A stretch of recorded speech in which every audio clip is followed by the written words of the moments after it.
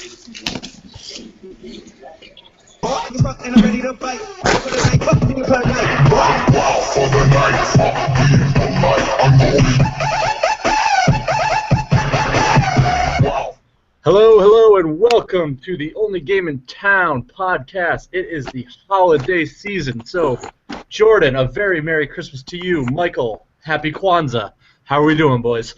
Oh, good, man. It's good to be back, guys. I missed everybody. Oh, indeed. We missed you, too. Missed you on the last one. How did it go last time? Went well. We rambled for about an hour and 40 minutes. It was insanely productive, believe it or not. Are you saying that when I get here it's not going to be productive? I'm not saying it. You're a bit of a distraction. Wow. That's completely true. You're absolutely right. Nail that, boys. So we've more right. I'm proud of you for being that right. We've missed quite a bit. A lot of it with our NFL teams being just nothing short of a dumpster fire. For yourself. I'm sorry. Did you and I switch teams? Packers fan now. Packers, baby. All on that Packers train. All in, baby. So bring it back to Wisconsin. Can't stop, won't stop. Titletown.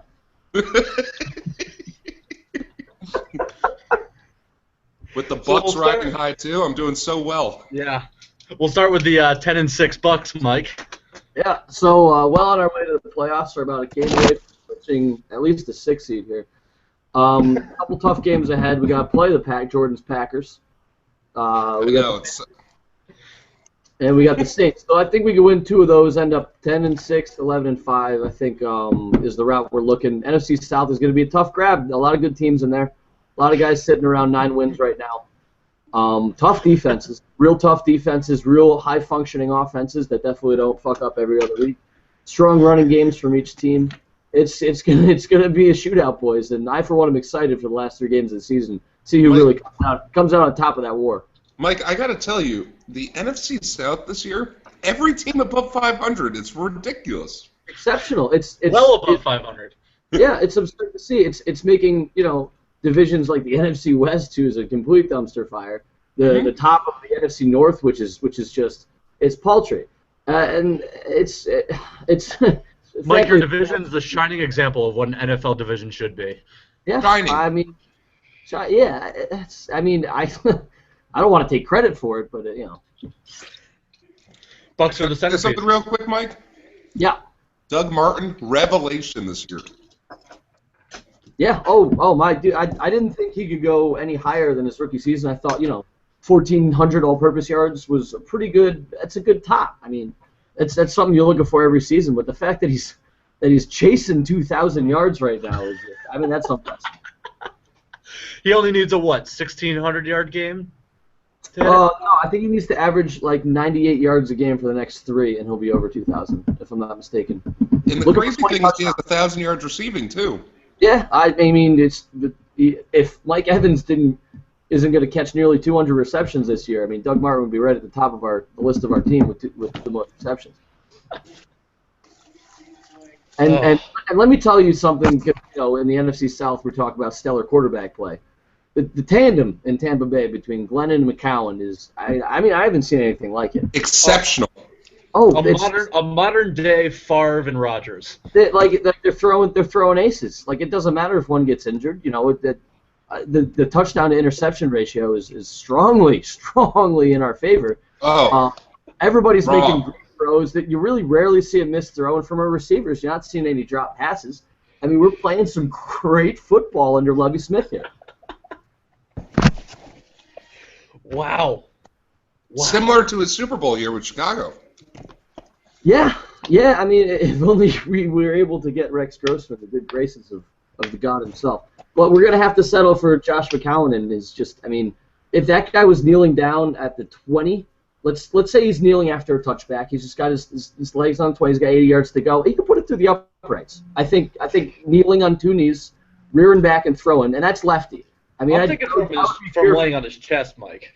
Yeah, I mean, well, I would be fearful if he threw with his right arm because the people in the upper bowl on stadiums would have to be wearing protective lenses or something so they didn't lose an eye. He could probably put an eye out from about 300 yards. Oh, I agree.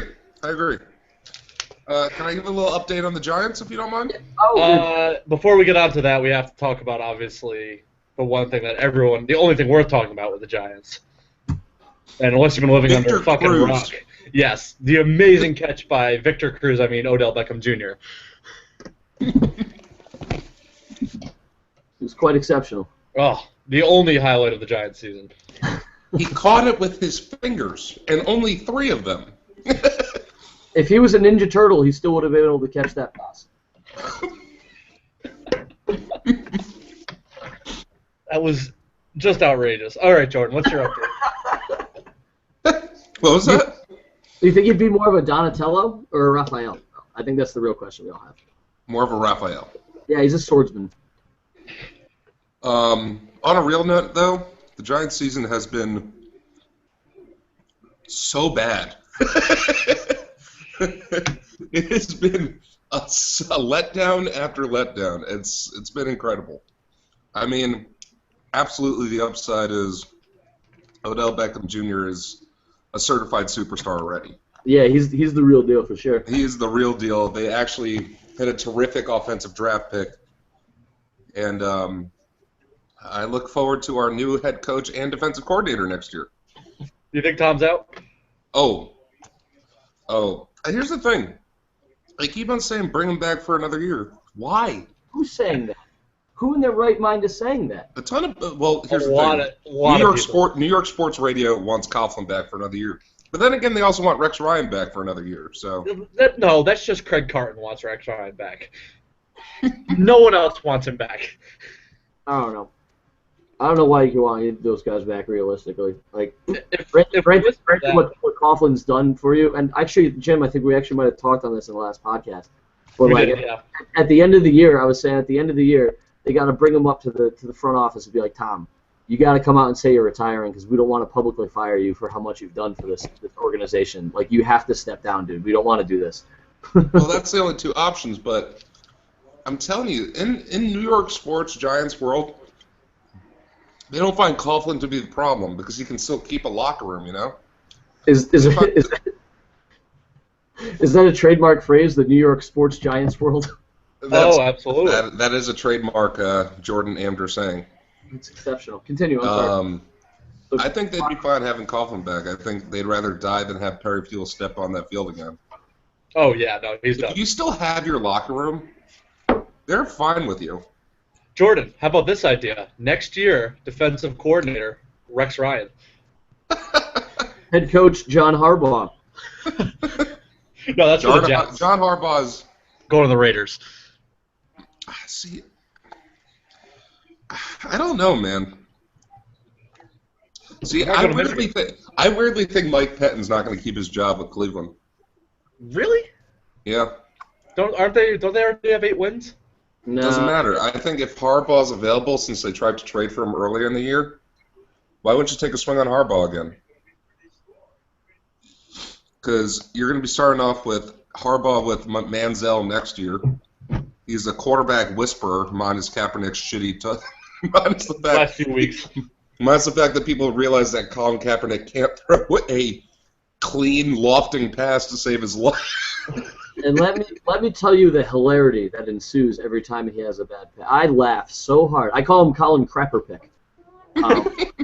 Because it's so funny because just the unreal amount of hype that went around him when he took them to the Super Bowl. Well, he didn't play the whole season, but like he did the half of that, and most of it wasn't even him. It was just him running over the Niners, and then the defense did grimy things, and Frank Gore was still. It's exceptional to see just how much over that like 8-game baseline that you have, like everybody just lost their shit. And Ron Jaworski said he was going to be the greatest quarterback ever. I was just about to get to that. It's people like Ron Jaworski who are like people around ESPN holding super high.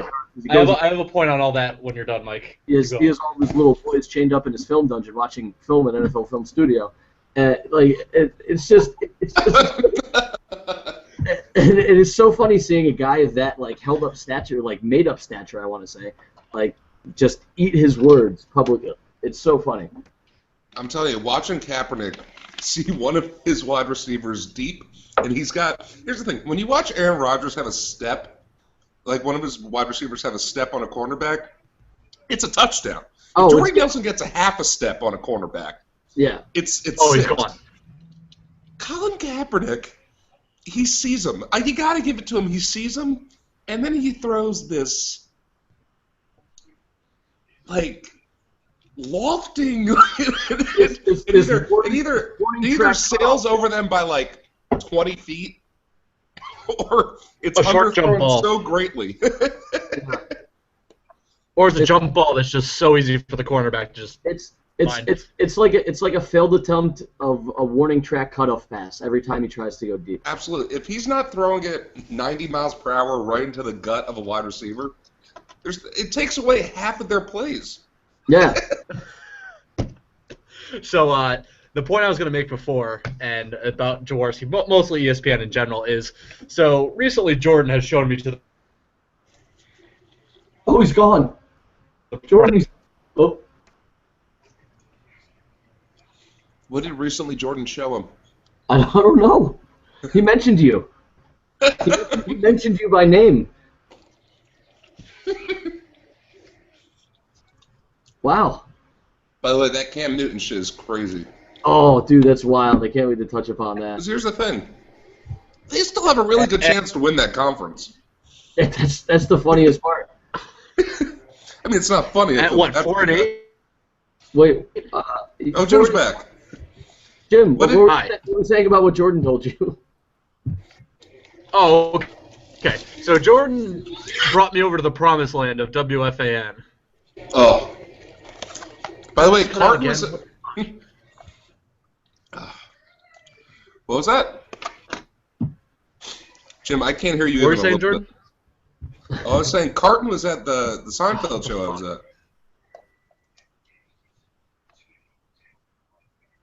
He's gone. God damn it.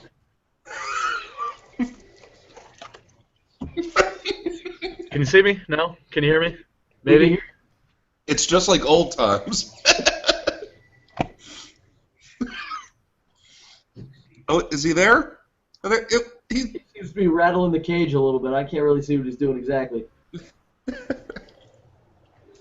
Yeah, but Derek Anderson, man. Let's go de-ice.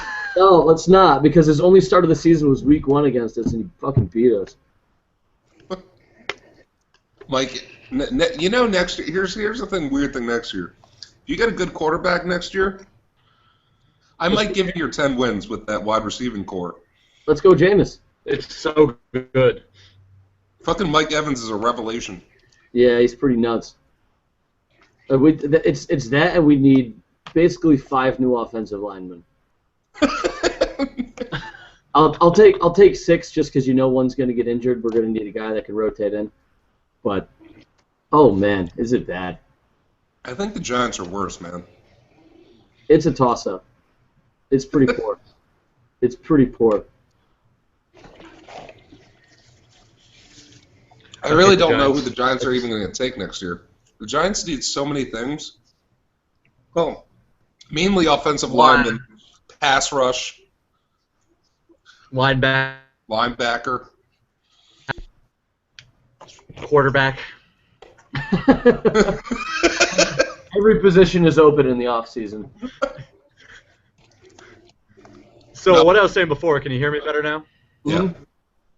Okay. So what I was saying before is, Jordan, you turned me on to the promised land of WFAN. Yes, sir. But in turn, I fucking hate ESPN now. I hate them. Oh my god, the only thing listenable on that entire thing is SVP and Russillo. And obviously they're massive ESPN haters on Boomer and Carton. Oh, more than anything. But I like Colin Coward. Oh, outrageous. I can take him or leave him. Well, Like sometimes he gets a little too into his own opinions, and then it's actually kind of funny when he doesn't like to be proven wrong, and like a caller comes in with a completely realistic opinion, and he just shuts him down with all his bullshit and hangs up on him. It's pretty outrageous. Oh, you mean he pulls a Francesa? Yeah, exactly. The only difference is with Francesa, if he doesn't like the phone call or he can't answer it, he just cuts off the call. He's like, all right, next. Click. Do you know how long you have to... Jay and Almonk, what's up? This is Bob from Ronkonkoma. I just want to know if you feel like Jeter's in the core four. Jeter is not in the core four. If I've said it once, if I've said it again, Jeter is not in the core four. All right. And, back after this. Now the Mink Man. This is John Minko for WFAN 2020 Sports. Oh, Mike, now you're frozen. No, I'm not. Oh. I just wasn't moving. Well, move, Mike. I get worried. I'll just wiggle. I'll wiggle the whole time. Is this good for you guys? just continuous wiggling. Just keep on wiggling. God. I'll give you my Super Bowl prediction though right now. Dude, but to cut you off just for a second, your prediction at the beginning of the year, if you remember our podcast, you said Niners Patriots. It looked really good until like 2 weeks ago.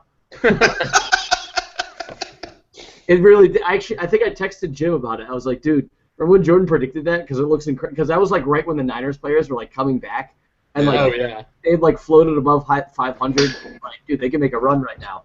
And then, of course, Colin Kaepernick just pooped his pants. And then everything. Well, here's the thing. There's a good chance I could have gotten that correct if their defense was together the whole fucking year. Granted, yeah. Also, they're still down Navarro Bowman, and Patrick Willis is out for the year. Well, that's what I'm saying. Navarro Bowman, like, he was a massive... And fucking they didn't have Alden Smith because he was putting bomb threats on planes for, like, half the year. I don't know if he did it for half the year, but he got suspended for half the year.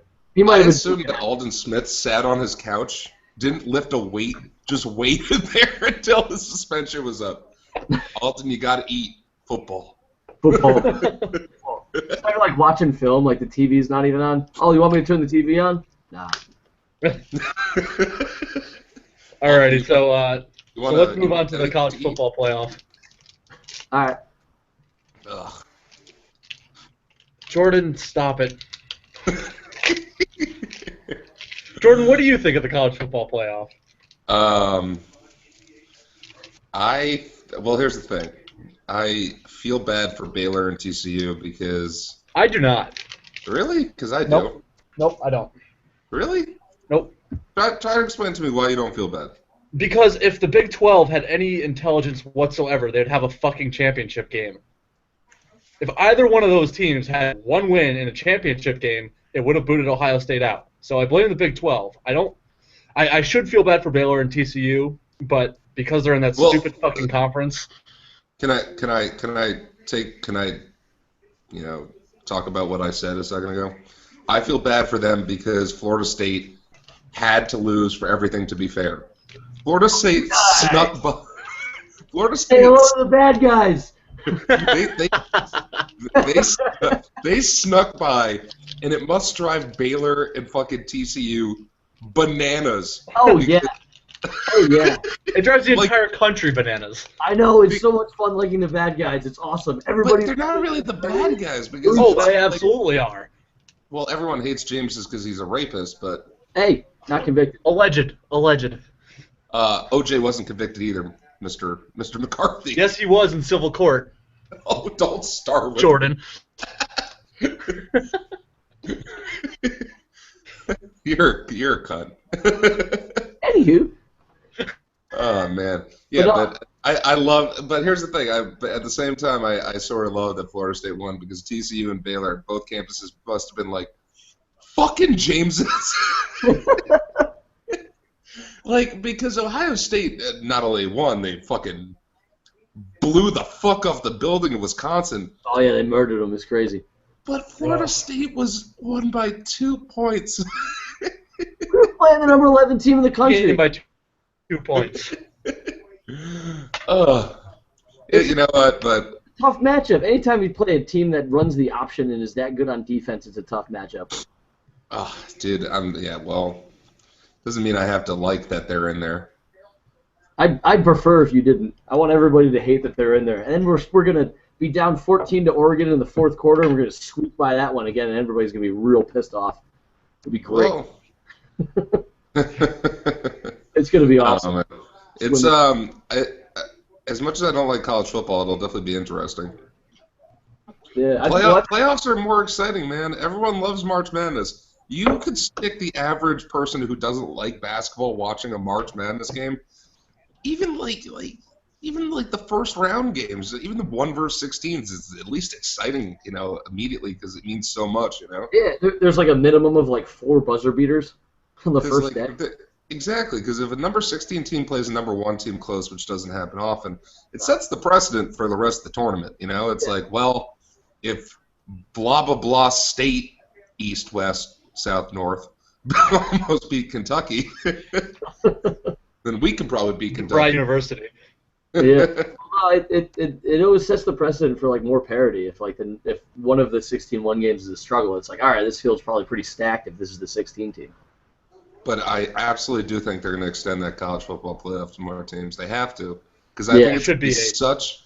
I think they're going to make so much fucking money this year on that playoff. Oh yeah, it's going to be ridiculous. Oh my God. Do you think it'd be next year that they'll have it, or do you think it'll take a few years? I think it's going to be 2 years. I don't think at least be 2 years. But once the colleges see how much money that brings in, and once ABC has the whole thing, right? Yeah, well, that's actually the point that I was going to make. I'm pretty sure it is all ABC, and both of the fucking playoff games are back-to-back. So they're just going to have, like, millions of people tuning in for, like, 9 straight hours of programming on ABC. Or ABC. Well, you got to think how much fucking money CBS makes every fucking tournament. Yeah, for, like, their SEC showcase shit. Oh, my God, it's ridiculous. It's outrageous. But it should be exciting. I think Bama wins the whole thing. Well, which, I mean, hey man, Nick Saban's a good coach. I think you're right. I just hate them. That man can coach a defense, and that was it Cooper on there, the wide receiver? Oh yeah, he's a stud. He's a stud. Yeah, he's great. Well, actually, I have a question. The difference between so they have another 2 weeks, I think, leading up until about 2 weeks to lead up until New Year's Eve or the New Year's Day games, which is the semifinals. Is it just another week until the final? Is that correct? Uh-huh. Oh, well, that'll actually be pretty interesting for Alabama because you always see Saban going into these huge games. And, I mean, not to take anything away from him as a coach, but he's effective when you give him like 4 weeks to prepare for a team. So it'll be pretty interesting seeing because they're just going to be looking. They're not just going to be looking at film of Ohio State. Obviously, they're going to be doing research on Oregon and Florida State just in case. But absolutely. Absolutely. For one game, and then they only have a week to go. So I don't know. It'll be cool. Because you also got to remember they still got to get all those damn bowl games in for everybody else, Yeah, exactly. What now? Each level of the playoff is going to be a bowl, technically, right? Is that what they decided on? Yeah. So the Sugar Bowl is Bama, Ohio State, and the Rose Bowl is Oregon, Florida State, and then the national I don't know if the national championship is an actual bowl and it's just like held in Pasadena or something. Oh no, it's in Texas. So that might be. Is that the Fiesta Bowl then? Would that technically be? Yes. Because the Fiesta Bowl is. Well, what's the I'm trying to think because I know they have the Orange Bowl is it's Georgia Tech and somebody. Fucking. I don't know. Somebody. But I know they have the Orange Bowl set. 'Cause I remember scrolling through the matchups. But I don't know if the Fiesta Bowl is actually set. In which case, I'm assuming that would be it. Otherwise, it's probably just going to be called the College Football National Championship. Yeah. Presented by ES. That's usually what they call. I mean, they call it the FBS, but now they don't. Yeah.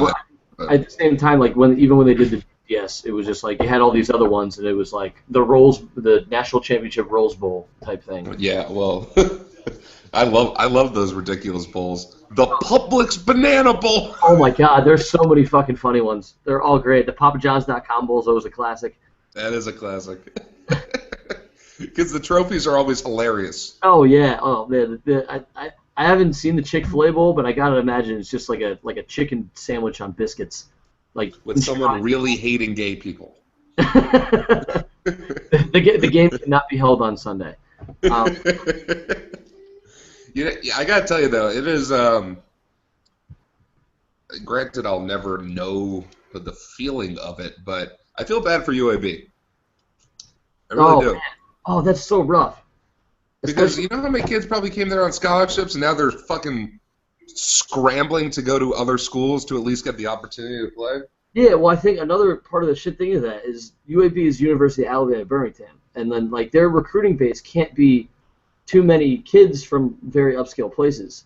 Like they're taking a lot of these kids out of like broken home situations or like hard situations or harder than the average recruit out of this Alabama situation because it's not all nice down there. And now these guys have scholarships, so those scholarships are going to get cut. These kids are fucked. It sucks. Do you get Jim's text? Yeah.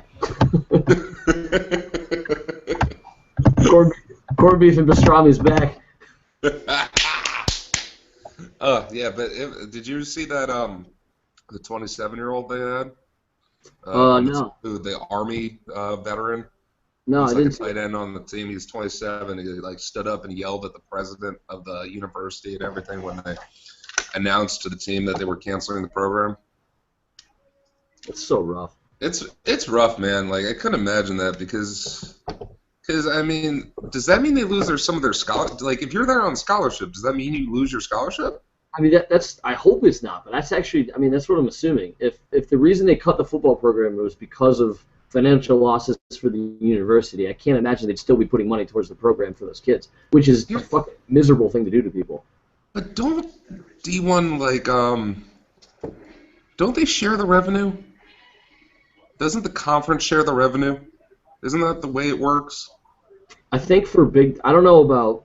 They were Mountain West. What they were? No, they were. They were Conference USA, but I think Conference USA, right? I'm not sure if that still exists anymore. So they might have leased on. No, I think they were Conference USA. Yeah, but I don't know. I think the big ones do revenue sharing, but I don't know about the ancillary conferences like the WAC and the MAC and Conference USA or whatever they're in. I really don't know how that works. I don't know. Whatever it is, the whole situation, it's pretty fucked. Fuck, man. Like I don't know why it hit so close to home. It's just like. It's like, could you imagine, like, some of those kids got to be from all across the country. I know a lot of them are probably local, but there's still got to be a couple from, like, who maybe UAB wasn't their first choice, but they wanted to play football underneath that coach, you know? It's like, absolutely. And then there's the other ones that came in with promise of, like, oh, man, we're going to center our offense around you kind of thing, and then like, it's gone. Yeah. And I mean, the difference being, like, just to give a comparison, you think about how Penn State, you know, when they had all the sanctions and and a lot of their players jumped on. Those kids were like, you know, Mr. Illinois football, you know. Oh yeah, like Silas Red, who went to USC, he wasn't, you know, a small. Like these kids are gonna, some of them are gonna leave. Like if they're at least a 3-star recruit or something like that, they're gonna somewhere.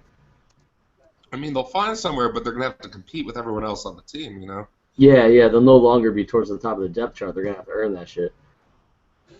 I will say, as much as I'm not a huge fan of college football, it was definitely more entertaining this year knowing there's a playoff system. Yeah, it was. I think the past couple, maybe 4 or so weeks when everything started to get pretty real, and like a lot of the games were must-wins, and all these different scenarios were popping up if this team loses and this team wins. It's always fun to go through like all those like variables and shit. But it's funny because, you know, anything new that happens in sports, and it's very, you know, most of the time when it's something like big, like a playoff or like, I think the weirdest and one of the best examples was I was listening to Mike and Mike while Boomer and Carton were off for the few seconds I flip onto them. And they asked Bud Selig about like how he feel. For some reason, Bud Selig was on there, and they asked him how he felt about the college football thing. He was like, I know everyone hates it right now, but they're going to learn to love it. You got to remember, the wild card didn't exist until I got there, and think of baseball now without the wild card. Right. Which is so true, you know? Like, yeah.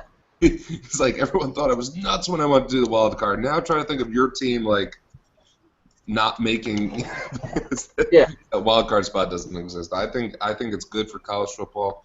I think I think, especially with college basketball, they could extend it another like Oh, yeah. 2 rounds out, and people would still be glued to it. Yeah, they could. I mean, I think 8 would be the ideal, just because you can't take it. Oh, you can't go any bigger than 8. Yeah, there's only so many weeks off the college football season you could take in order to echelon in more postseason.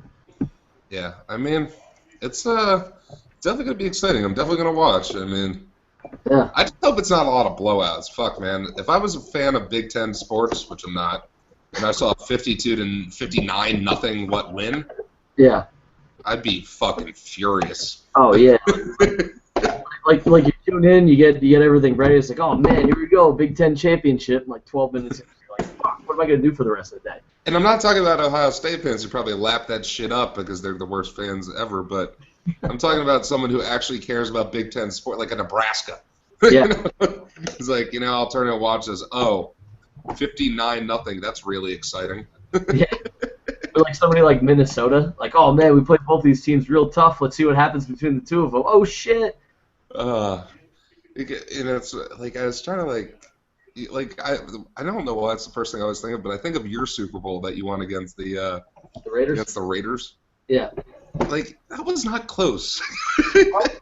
No, and it was me and all 12 of the other Bucks fans just lapping it up. Like last year's Super Bowl, like you want big games to be close. You don't want it to be. Dude, last year's Super Bowl was miserable because there was so much hype, and I got really excited, caught up in it. I was like, oh man, this is gonna be fucking nuts. Oh, dude, I thought it was gonna be one of the best Super Bowls I've ever watched in my life. And as soon as that ball went over Peyton's head, it was like game over. Yeah, it was crazy. It was in New York for the first time. It's like, all right, oh, dude, Northeastern Super Bowl. Let's put on a show. Let's show them that we can do it. And then nothing. Dude, I'm telling you, as soon as that ball went over Peyton's head, everyone went, "Whoa, when has that ever happened to Peyton?" Yeah, people checking the TV guide, seeing when Undercover Boss was coming on and shit. Oh God, I'm ready to get out of this one. Oh, a new episode of Two Broke Girls is on after the Super Bowl. No, I mean, technically it's a rerun. I've seen this one already. Nah, fuck it, let's just watch it. So new prediction, by the way, for the Super Bowl. Okay, yeah, sorry. Like Packers Pats. I think it's gonna be a repeat, man. It's tough. I think it's almost so set that you could lock it up this week. Yeah, it's the craziest thing about it is like I think basically if both of those teams win this week, they lock up home field through it'll go through Green Bay and through New England as like the 2-1 seeds, which are two of the most difficult places to play, if not the two. Like it's almost unfair. One of the funniest things last week, and it's funny about how sports works, especially around playoff time, is if the Packers had lost last week, which we knew they weren't. How about the spirit from the Falcons? Oh, the spirit from the Falcons, tremendous, and then they lose Julio Jones. But Julio Jones, good. Everything he can, all 200 and some odd yards into it. Poor guy, boom, season. And he was trying so hard, and you can't take a thing away from the dude. Like he couldn't have been playing harder. But Aaron Rodgers is playing out of his damn mind this year. No, he's out of his gourd. When they were playing the Pats, I wish I could have like certain sports like announcer moments you wish you could have, they almost eat their words almost immediately. So, I think it was Al Michaels. He goes, well, with those corners on the Patriots, they're going to have to go to Devontae Adams and Corliss more often. First 2 touchdowns, Corliss, Devontae Adams. It's like Aaron Rodgers was like, challenge accepted. Al Michaels turns around in his chair and chalks up another victory for himself. Yeah. They're going to have to go to Corliss and Devontae. Oh, first touchdown, Devontae. Oh, second one, Corliss. Oh, my. Oh, well, I guess I got that one on the dart. But yeah, I don't think it's even close. I don't. No, I would like to see since obviously my team is not in it. Despite what I may have opened with in this podcast, Um, By the way, did I hear Jim's voice again for about 2 seconds? I thought I did. Hi. Oh, Hi there. Oh, Jim. Can you hear me? Yeah, Oh, look at that. you're back. Jordan, I agree with your prediction. I could see Denver sneaking in there over the Pats. Absolutely not. If they have to play in Foxborough, the Pats are going. This Denver team, I don't trust them. Last year, I don't trust last them either, year they but- got their one chance to impress me. Now I'm like, Peyton in the playoffs, I'm over it. Bring back Terrell Davis. The thing is that Denver team is better than they are last year, though. Fuck, man. That Patriots, for the first time ever, that Patriots team has a defense. That Patriots team is scary. Yeah. When Dude, they have a Gronk's guy playing who out of his rushes for damn 200 gourd. yards, when they have a guy who rushes for 200 yards and 4 touchdowns, and they bench him and still win by 15 the next week, that's scary. It's silly. Well, they have the players that they want to play the best playing their best ball right now. Revis? Are you kidding me? Revis Island is a real thing again. It's back. And Crowders Flowers don't is sick. slouch either. Yeah, Flowers is sick, and Gronk is healthy. We'll see if that lasts. Granted, fucking, and it drives me absolutely nuts. If you are a semi-okay wide receiver your whole career, go to New England. We'll make you a Pro Bowler. Yeah. Brandon LaFell, who's sat as the 4th-string wide receiver in Carolina his whole career. Correct. He's like, they're like, you want to come play for New England and become a #1 wide receiver and ruin a bunch of fantasy leagues? Sure, I'm in. How would you feel having somebody other than Cam Newton throw you the football? You mean I get I'm in. Tom Brady to throw it to me? Somebody better than Cam Newton. Yeah, somebody who may or may not have won 3 Super Bowls and an MVP or 2 and is generally considered one of the best quarterbacks of all time. Well, how would you feel about it? How'd that fly? How does that sound to you? Here's one better for you. You get to sit in the back of the end zone because they give way too much coverage to Julian Edelman. Yeah. How's that tickle your fancy for you? How would you like to only run against 2 safeties on the defense because they have to stack the box for Gronkowski? That sounds delicious, doesn't it? Eat that up. They're throwing a bowl full of Jello, and I'm in. So Jordan, one more second, Jim. Or you could stay on Carolina and compete with Jericho Cotchery. I think I'm going to take a step to New England. Yeah. How's that spice your donut?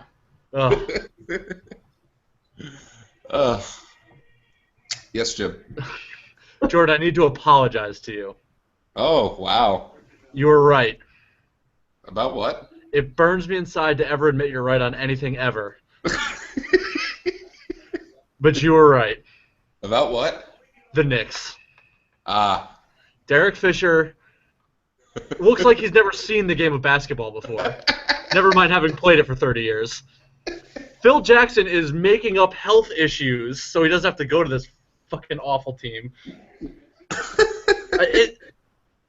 4-18. Did you hear? 19.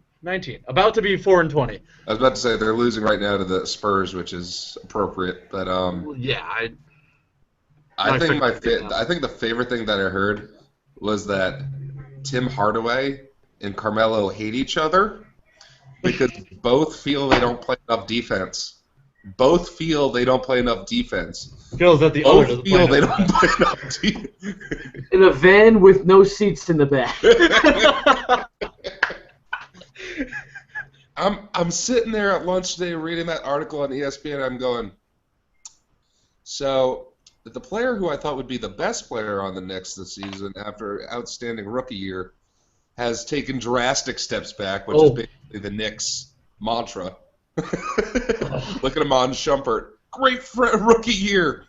Major step back next. Oh, God. It's the mantra of the New York Knicks. He's awful. The only thing good about Ramon Shumpert right now is his flat top.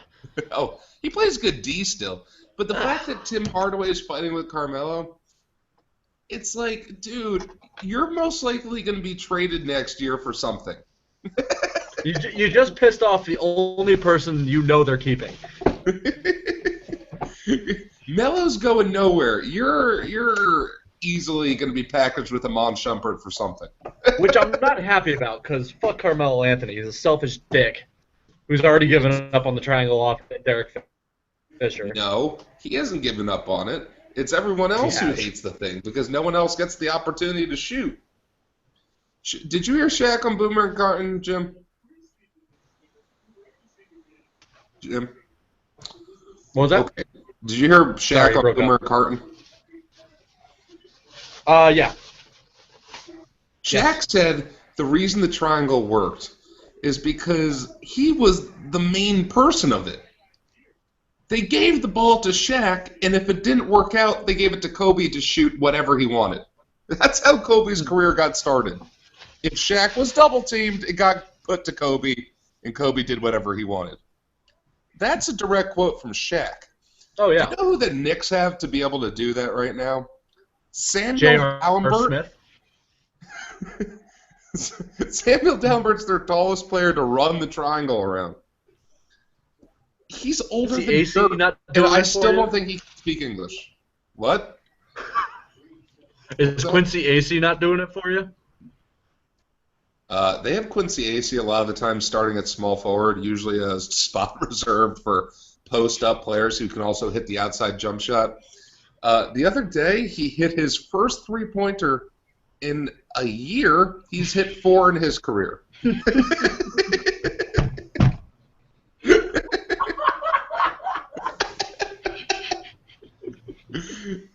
And because he hit it, and they gave him such a big smile because he hit a 3. And I'm like, that's our small forward. There he is. Look at him go. What if I told you he's playing 30 minutes a game? So who do they even keep next year besides Melo? Oh, and one more thing. We got that big stupid fucking Italian who can't come back from injury, just sitting there being dumb. What's actually wrong with him?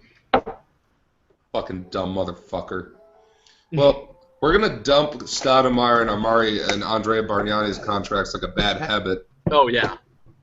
And then... No, Omari is not playing bad right now. They're still going to get rid of him, though. Why Oh, would they will, keep yeah. him? Most likely going to get Marc Gasol. I hope. But right now they're saying, which is a valid point, why would Marc Gasol leave? Why would he leave to go to the Knicks? People were so excited when Phil Jackson was there. Oh, it's going to be the triangle. Marc Gasol's going to be the center of the triangle. Right now, Marc Gasol's sitting there going, why would I ever leave? I have Zach Randolph right next to me. Why would I go play with no one? Jordan, Do you see my 3 losses as the star of this team? Why am I leaving? Jordan, you prefaced the whole thing about Marc Gasol by saying, we're most likely going to get Marc Gasol, and then continued after that to completely deface that previous comment.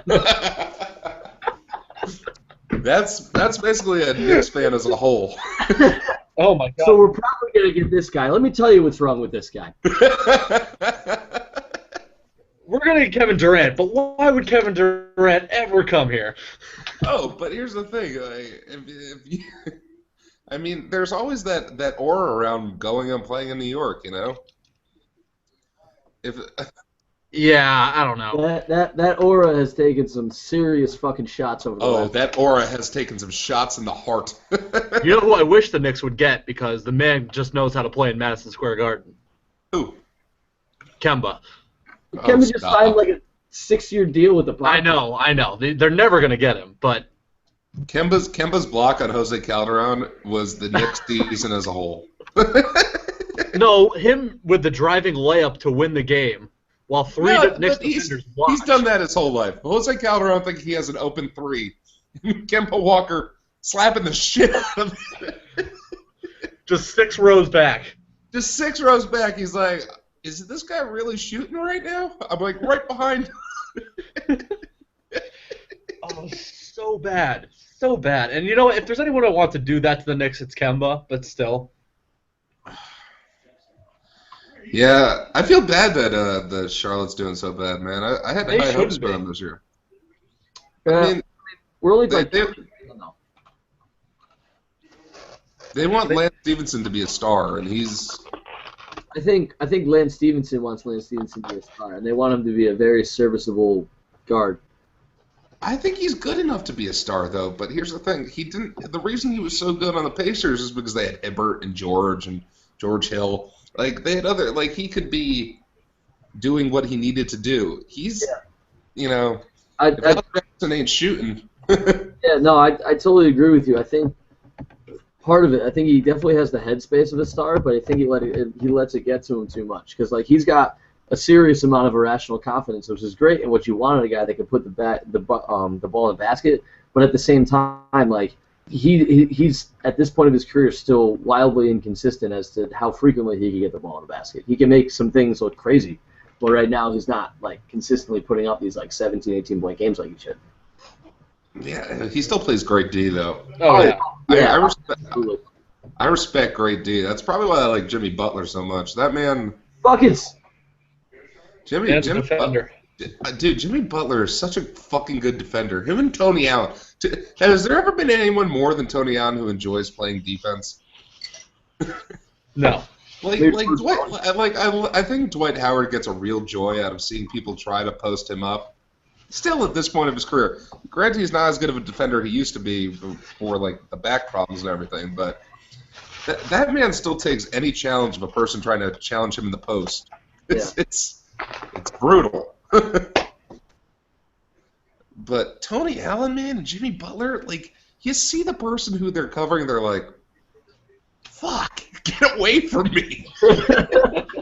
Stop it! Oh my God, go away! Like Tony Allen's kind of old now, but you still see like someone like LeBron go, "God damn it, would you leave me be?" They keep on trying to run like the high ball screen switch, and they just keep on squirting under it, and it's like, fuck, go away! Trying to get on Mike Conley, would you stop it? Would you cut the shit? I'm trying to score right now. I can't even pass with you here. Get away from me. Because like he's like there's a lot of defenders that worry if you step up on someone they're gonna like drive right past you, which LeBron does to most people. But Tony Allen's first step on defense is so quick. Him and Jimmy Butler, that's just like, it's like, God damn it, cut the shit. The superstars get frustrated when they play them. It's great. Yeah, I think the craziest thing, speaking of Jimmy Butler, I'm hoping it's not a one-year fluke, but the fact that he's still playing that high level of defense, the number of minutes that Thibs demands of him, and he's dropping like 22 points a game, shooting 48% from the field line, is preposterous. I didn't even see that coming. Thibs needs a minute manager. He played Pau Gasol 50 minutes in a game. Yeah. 50. Hey man, I trust Tibbs. I would take Tibbs as my coach in a fucking minute. Oh, I'm not saying that at all. I'm saying it's gonna bite him in the ass with how many minutes he played some of those guys. Yeah. I mean, it has the past couple of seasons with dudes getting like Noah consistently, and then Noah's injured again. He's not playing this game. But I don't know. Fuck it, man. Just keep on riding him. It seems to me. By the way, Jim, I don't know if you heard this part of Boomer Carton today, but they were talking about Derek Fisher just basically looking like he has no clue what to do with this team. Yeah.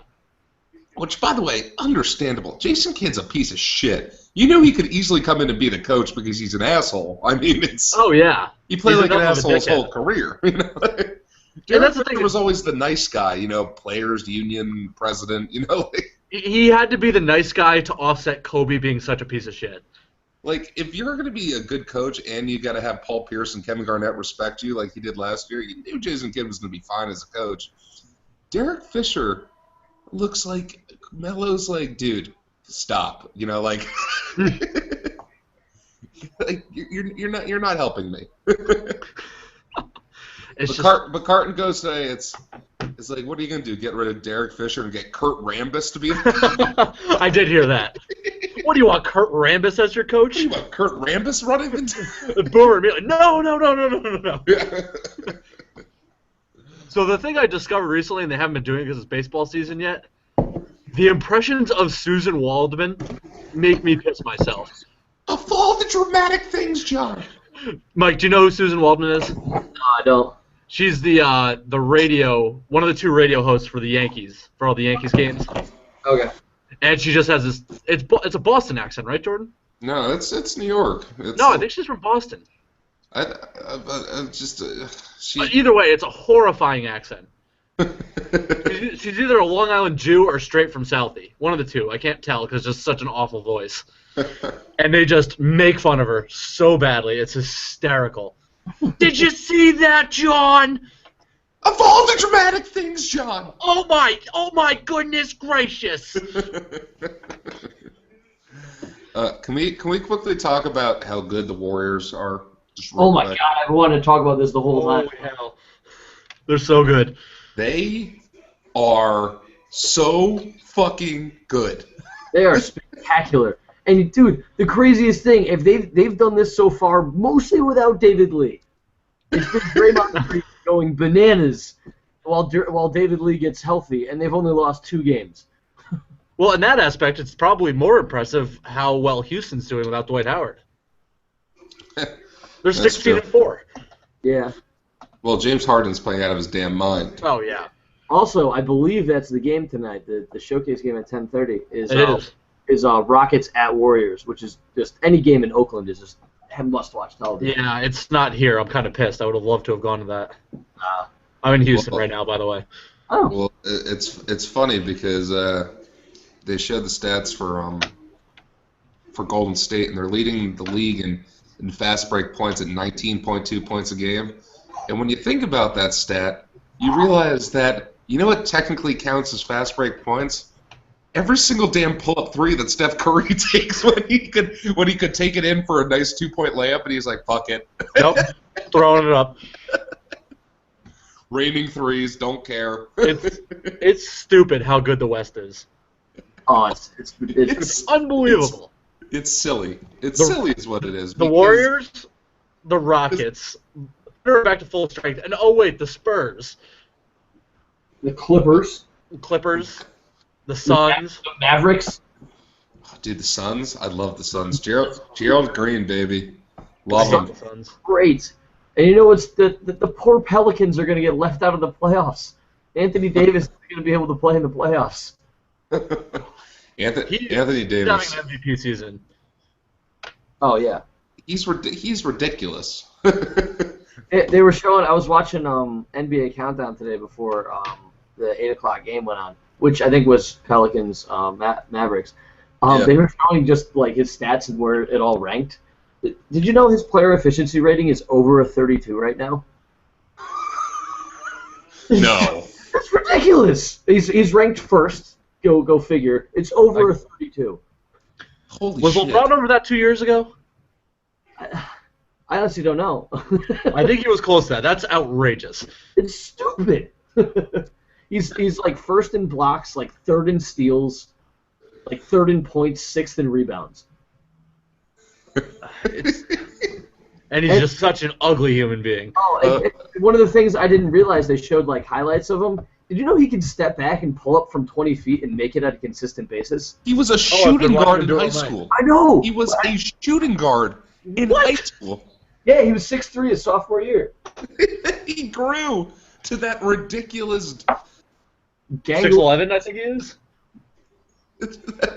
Well, I think I wrote this to you guys on our little chat thing that we have, but Steph Curry was like 5'7" going into his senior year of high school or something like that, and he used to shoot from his hip.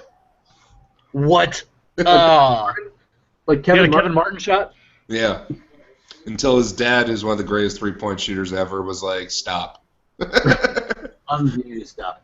No, what was it? You did text us that one thing that like Davidson was the only one that gave him a scholarship, and like Yeah. he could have. The only other D1 school, Virginia Tech, offered him a walk-on position. That's outrageous. And then he ended up leading the country in scoring 2 years in a row At Davidson. at Davidson. Oh, I love it, man.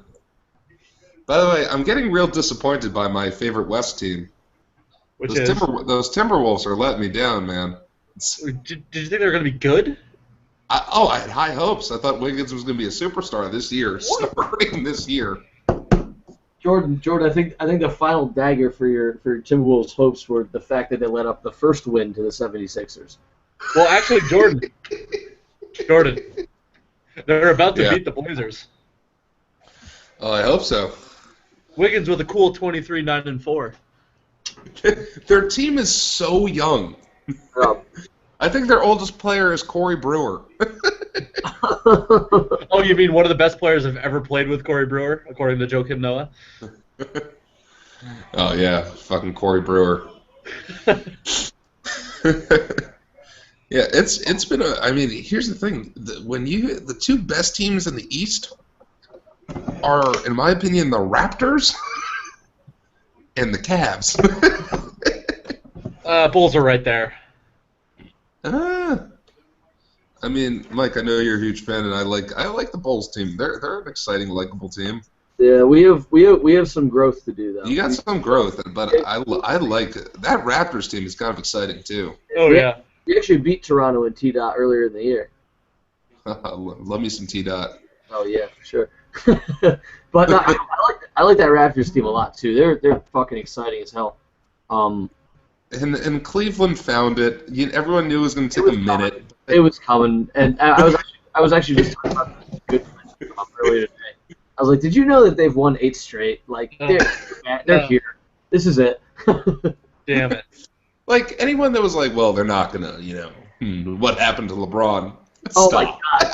Oh, those first 3 weeks of the season, like, oh man, LeBron's a shell of himself. He's such a piece of crap. Kyrie Irving's gonna shoot him out of all their games, and it wasn't. They just needed to feel it out, and the worst. And Kyrie's having the year of his life. They in the words of Dennis Reynolds, they haven't even begun to peak. The thing that's still going to be fun to watch, though, is when LeBron finally snaps and strangles Deion Waiters in the middle of the court. Are you kidding me? Deion Waiters has been playing great. He's been shooting well, but he's been taking so many shots. Yeah, so does Tristan Thompson. They're really the two odd men out in that situation. Yeah. And by the poor Tristan Thompson, he just gets kind of caught up in the whole thing. He's a good player. He does. He's kind of just there, I mean, I feel like by definition he's the hustle player, and then just sometimes he sees that there's 2 feet open all around him. He's like, oh, I'm gonna jack it up now, and it's like, Tristan, no. Come on, man. Deion Waiters is that kid in Little League who's got the bat that's better than everyone else. The perception's there that he's a good player, but Oh, do you guys hear Deion got another Black Magic bat? he snuggled in between 3 superstars. And Tristan, man, he's just there for the party. He's like the Udonis Haslem of the Joel Anthony. Oh yeah. He's you mean I'm going to be the starter and all I have to do is just kind of defend? All right, well. What you're saying that's is all I got to do. I have to rebound and rotate on defense. You good with that? Yeah, I'll figure it out. Yeah, I'll figure that out. Do I have to play the whole time? No, we're going to substitute you in with Varejao most of the time. So you're going to play a cool 30 minutes a game, 25 minutes. Let me get this straight. I'm technically the starter. I don't have to score, and I only have to play half the game. That is correct. Not a bad gig. No. I like it. Tell me more. Deion Waiters is going, so I'm a starter. That's it. He leaves it at that. He doesn't ask any other questions. I'm a starter? Nope. No, he just states that he's a starter, and then they don't start him. He's like, so I'm a starter. No. Well, Deion, take it easy. That doesn't. So I get 28 a game. Let's back it down to 11.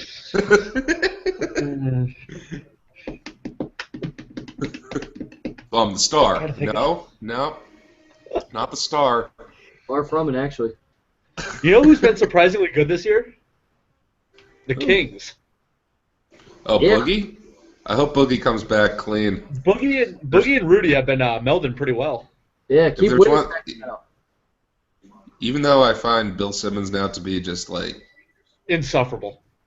insufferable, him and Jalen Rose's love for Boogie Cousins, so legit. It's wonderful. Boogie is so good, man. Boogie is ridiculous.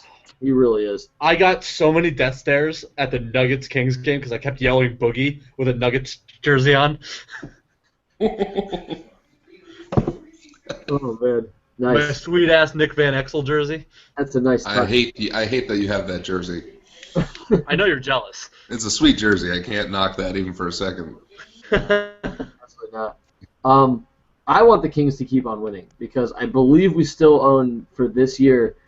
We own a top 10 protected pick of theirs, so they got to finish like 11th in the league for us to get their first round pick for this next year's draft.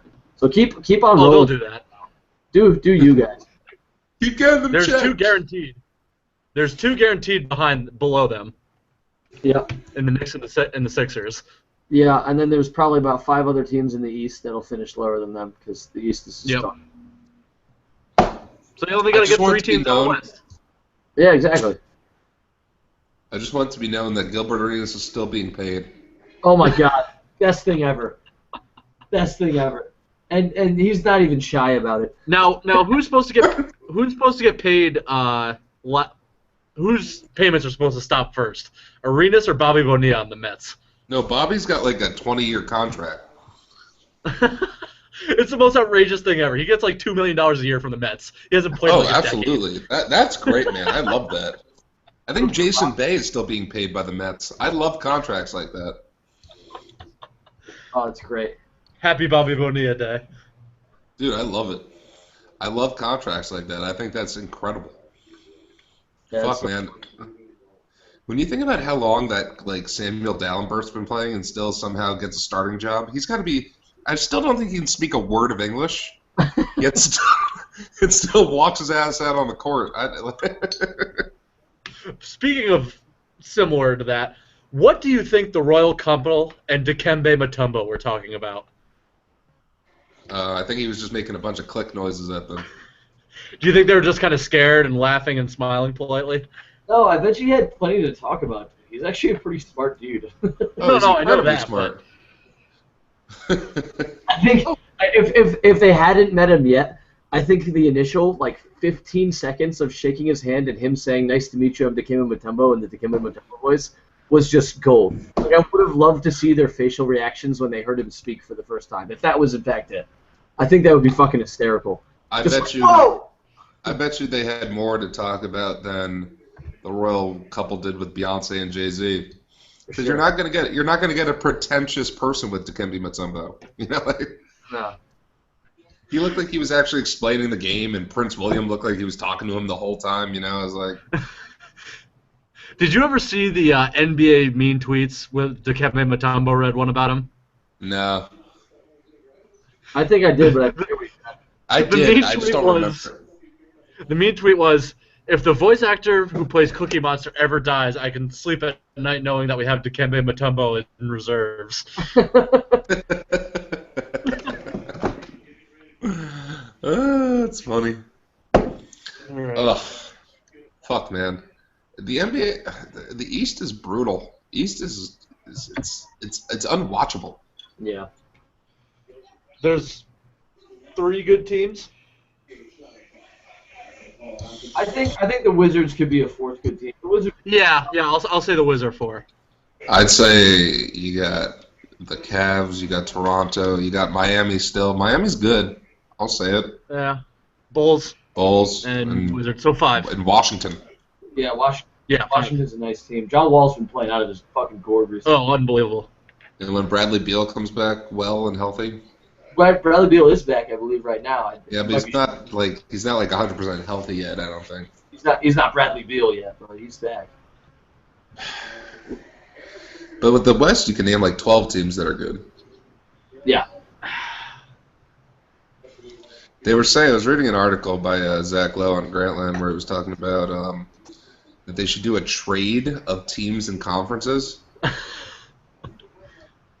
Like actually, like Mark Cuban suggested taking like Dallas and San Antonio and someone else and I think like Memphis and moving them to the East for a couple of East teams to move to like Chicago would move to the West and stuff like that.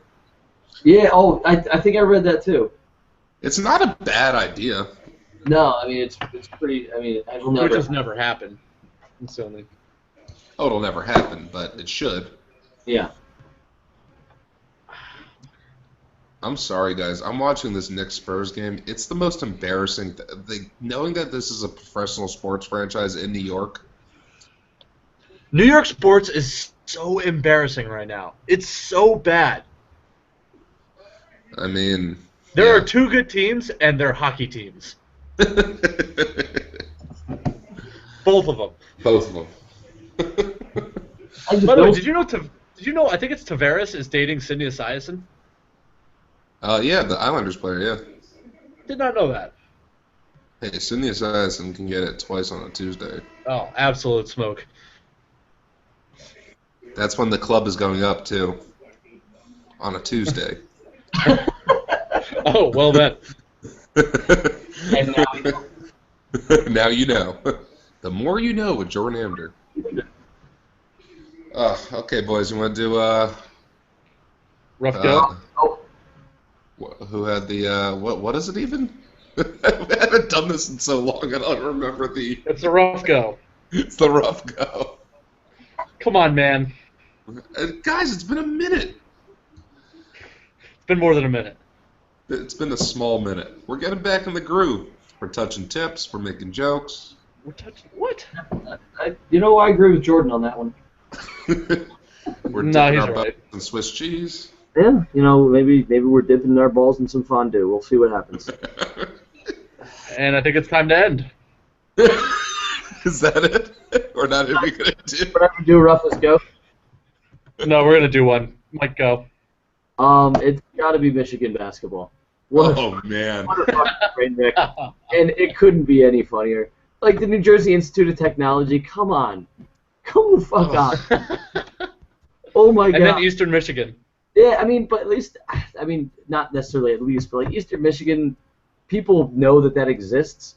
I feel like a lot of people, if they hear They're a MAC team. New Jersey Institute of Technology, like, all right, bullshit. What do you take, online classes? Like, no way they had a basketball What's that, a program. D3 school?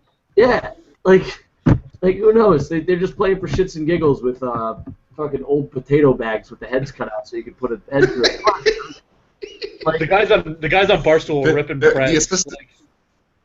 The guys on Barstool will rip Well. and press like, do you think they can beat DeVry University next year? Their tough game against ITG Tech. I didn't watch the rundown yet. Was it good? it was pretty good, yeah. Oh, they destroy them. Did they? Yeah. Oh yeah. That's so great because he did his press conference that he does like with the Boston people, and they're scared of him. The Big Cat and KFC are not. Yeah. Not at all. Well, I agree with That's you, what Mike. those That two is are that. the princes of the franchise. Well, Mike, I like your roughest go. Thanks, man. And I agree with it. I have a couple. Oh my. UConn basketball has been brutal.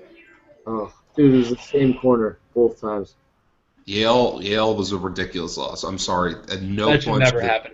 That should never happen ever. But I guess it does with Michigan basketball losing to Eastern Michigan and the New Jersey Institute of Technology. NJIT, baby.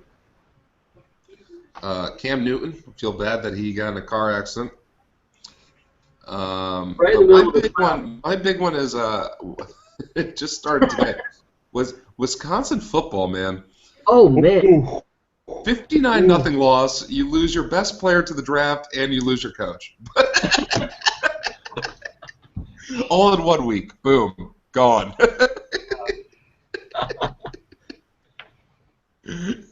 Oh, that's brutal. That was a good one.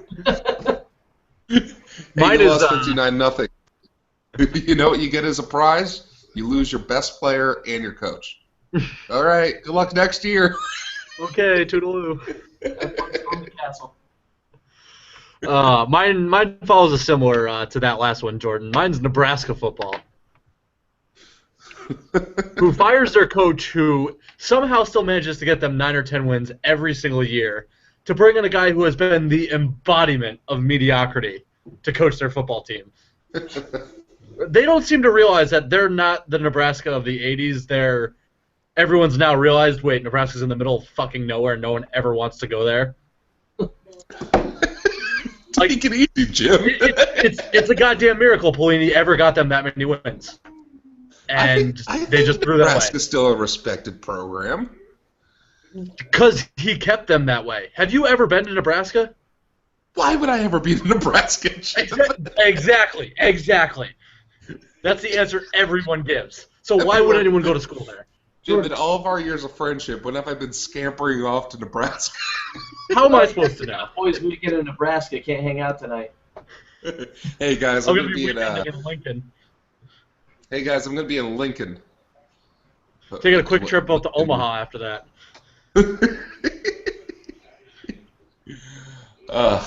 I agree though. That is bad. That's pretty brutal. Alrighty, Well, let's end this charade. Is it a charade? I've had fun. Oh, I had a great time. Mike seems tired during this one. Why are you so tired, Mike?